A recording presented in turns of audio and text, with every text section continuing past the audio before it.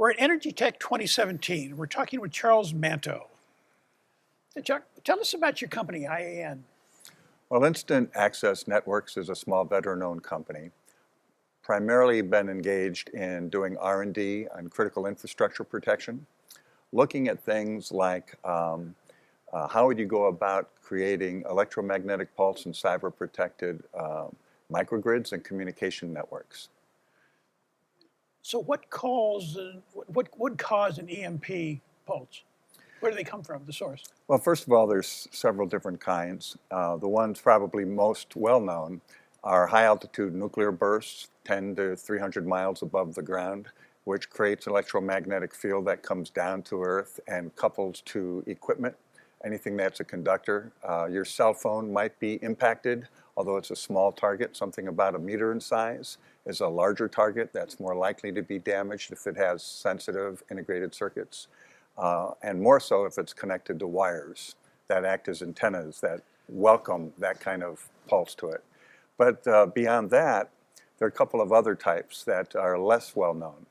For example, with the improvement of computer electronics, it's possible to create something like high-powered microwave equipment that could fit in the back of a panel van so that somebody could drive up a few hundred yards outside a security fence of a control room, a data center, and disrupt or damage that equipment. Sounds like catastrophic results. What kind of results would happen? Well, it ranges depending on the vulnerability of the equipment and the size of the attack. These things are readily replicated inside of laboratories. The Defense Department has been testing this for decades. And so there's a well-known understanding of the kind of impact it could have and what you do to mitigate against it or shield against that kind of impact. So there are protections that can be made to improve the resiliency. Yes, in fact, people could actually go on the web and find a lot of open source documents, for example, military standards of various kinds and military handbooks like the MIL standard 188.125, and get a sense of what kind of protection is needed. What's interesting from an engineering point of view, instead of telling you how precisely to do it, what these standards do is give you an objective that you need to meet, regardless of how you might go about it. And as long as you can prove that you've met that objective, you've, in effect, passed the test. Now, I've done some reading getting ready for today's panel, and these sort of things also can happen naturally. You talked about nuclear explosion, but it can happen just as a natural source. Yes, there's a phenomenon when the sun spits out plasma called the coronal mass ejection, that when it comes to Earth, it's almost like playing with magnets when you have two north poles pushing against each other. When this magnetized plasma comes towards the Earth's magnetosphere, it compresses our own magnetic sphere, and then it creates an electromagnetic charge in the Earth. And what that does then is create this electromagnetic energy that seeks an easy path, which is often the ground wires that we use to ground our electronic equipment or our power grid. And so then what we normally use to get rid of excess energy into the ground becomes the back door from where this electromagnetic energy from a geomagnetic storm comes the back way and damages our equipment. Now, this happened once in a big time in the 1850s or something? 1859 was the famous Carrington event. And it's happened in smaller instances that were well observed. For example, in 1989, the entire province of Quebec went dark for about 9 hours.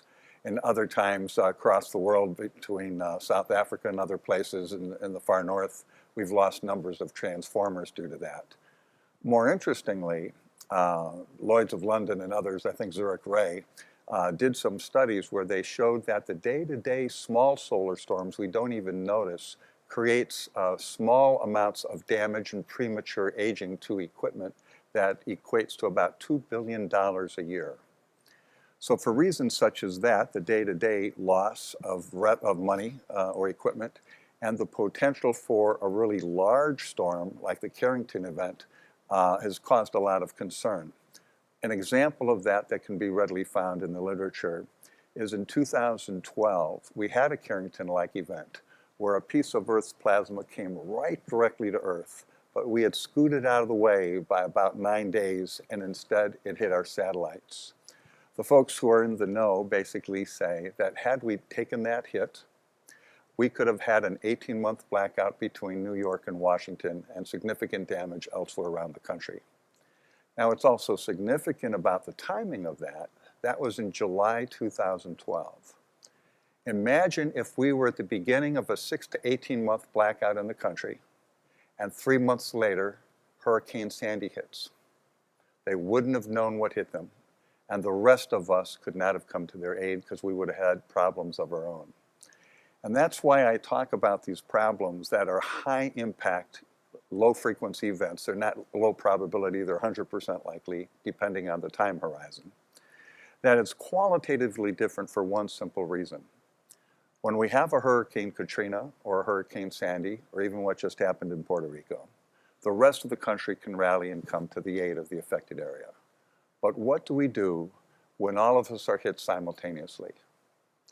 And that causes us to rethink our notions of preparedness and resilience in society. Because as a society, what we've done is we have inadvertently maximized efficiency by minimizing resiliency. And if we all take a hit at the same time, we're in really big trouble unless we begin to change that formula where we get into balance, where we're not just relying on very effective and wonderful centralized systems, but we have resiliency at the local level from the facility on up. And if we can do that, we could be better prepared to cope with those kinds of circumstances in the future. Now, you're also involved, besides in your practice, you're involved with an organization called InfraGard. Yes. Tell us about that and what's their mission? Well, InfraGard was created in 1996 by the FBI as a 501c3 organization of critical infrastructure professionals ranging anywhere from agriculture and farming to anything in high tech, whether it's power grids, communications, healthcare systems. And these professionals get to join individually. Anyone who's listening to this can go to infragard.org and join, costs nothing. You get an FBI background check, and the purpose of that is to give you the opportunity to speak with other professionals across all these domain areas with a sense of confidence because others have had a basic background check by the FBI, and you can trust them. Now, this program was going along since 1996, and starting around 2009 and 10, I started to approach InfraGard, which I had joined. And I said, you know, I don't see a place in the country that's really examining these high impact threats. It's a little too scary. I tell people sometimes that we all suffer from a bias that keeps us from looking at that. And so InfraGard was a great place because there are a lot of law enforcement and former military people involved. Talking about disasters does not hurt them. So we created an organization that was finally approved in 2011 called the Electromagnetic Pulse Special Interest Group. I sometimes call it the Every Major Problem Special Interest Group because it's an all hazards approach. It's just EMP is the poster child of a really bad day. But we look at all infrastructure and all hazards and focusing on something that would impact the bulk of the country for a month or longer. So since its inception, we've had an annual conference where we tried to bring top technical experts, policy experts, including congressmen, folks from every branch of government, federal, state, and local, to a common place where they can interact with each other. As a result, we've done an annual conference with proceedings the last 5 years. We've created a triple threat power grid exercise where a jurisdiction or a company can practice a tabletop exercise to look at how would we do if there's a 1, 3, or 12-month nationwide power outage. And most recently, we've created a planning manual called Powering Through. And that allows an organization to ask themselves, well, if we didn't do so well on that tabletop exercise because we weren't ready for a disaster quite that large, what do we do now? And so that book helps you ask the right questions, get together with the right kinds of people to start on the process of making your own entity more resilient. With all this work you're doing with InfraGard and with your own practice, what's the value to you to coming to a conference like EnergyTech 2017? Well, EnergyTech 17, especially with its affiliation with folks like INCOSI and others, is a way to blend more of the community of experts, subject matter experts, and domains of stakeholder groups together. So for example, Nkosi is this place that loves to tackle really huge problems. The more complicated, the better. And so one of the things I did, the first thing I learned about Nkosi is I was challenging my friends, and I said, well, you like really big problems? And they said, sure. Well, try this one on for size. And I said, imagine the largest, most complicated project ever imagined on the planet. And then consider it in the context of your entire supply chain globally and all of your customers. But don't stop there. Put it in the environment of the electric grid and water utilities that you normally take for granted and don't put into your supply chain. And model that. And then when you get done, don't quit. You take a hand grenade, pull out the pin, and lob it in the middle. And blow parts of it up and model that.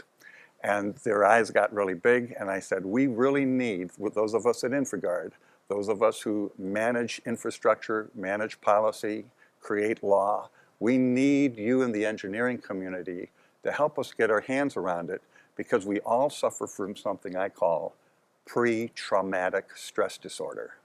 When the problem's that big, we don't want to touch it, it overwhelms us. We need the rest of you at places like Nkosi to help us figure this out, get our hands around it, and help us do some kind of triage that helps us get from where we are today to where we really want to go. And that's why I think Nkosi is important. It brings some of the, and this particular conference at EnergyTech is important because it brings these various communities together. Thanks for talking to us, Chuck. Thank you very much for having me.